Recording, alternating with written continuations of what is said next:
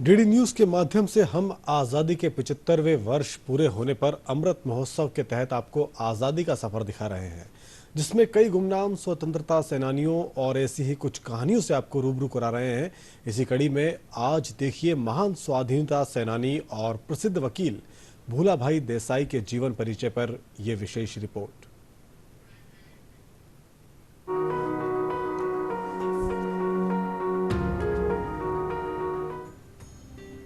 आज स्वाधीनता सेनानी और प्रसिद्ध वकील भूलाभाई देसाई की जयंती है। वो आजाद हिंद फौज के 3 सैनिकों के बचाव के लिए याद किए जाते हैं, जिन पर दूसरे विश्व युद्ध के दौरान राजद्रोह का आरोप लगाया गया था।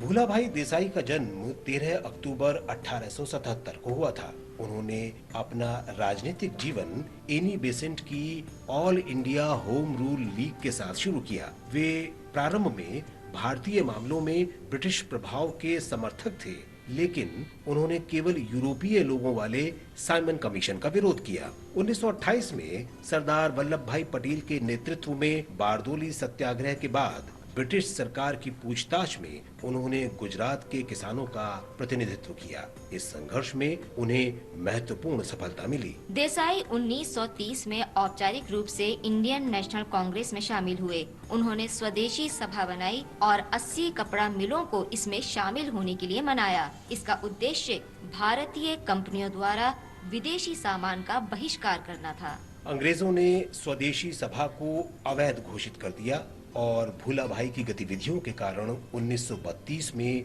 उन्हें गिरफ्तार कर लिया। जब कांग्रेस कार्यकारिणी का पुनर्गठन हुआ तो सरदार वल्लभ भाई पटेल के कहने पर भूलाभाई को कार्यकारिणी में शामिल किया गया। नवंबर 1934 में भूलाभाई को गुजरात से केंद्रीय विधानसभा के लिए चुना गया।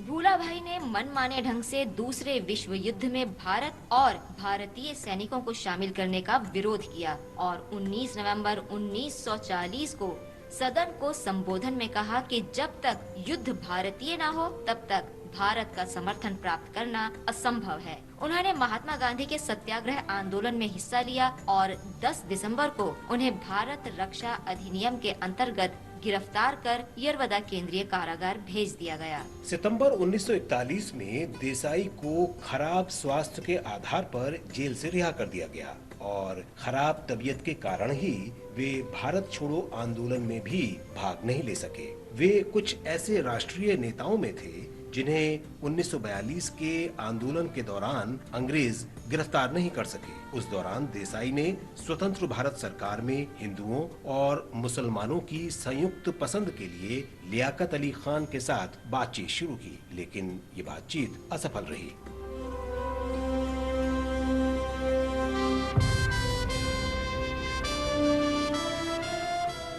1945 में जब आजाद हिंद फौज के 3 अधिकारी शाहनवाज खान, प्रेम कुमार सहगल और गुरबख्श सिंह ढिल्लों को पकड़ा गया और राजद्रोह का मुकदमा चलाया गया, तो इंडियन नेशनल कांग्रेस ने 17 वकीलों की रक्षा समिति बनाई। भूलाभाई तीनों अधिकारियों के बचाव में लगी उस समिति का नेतृत्व कर रहे थे।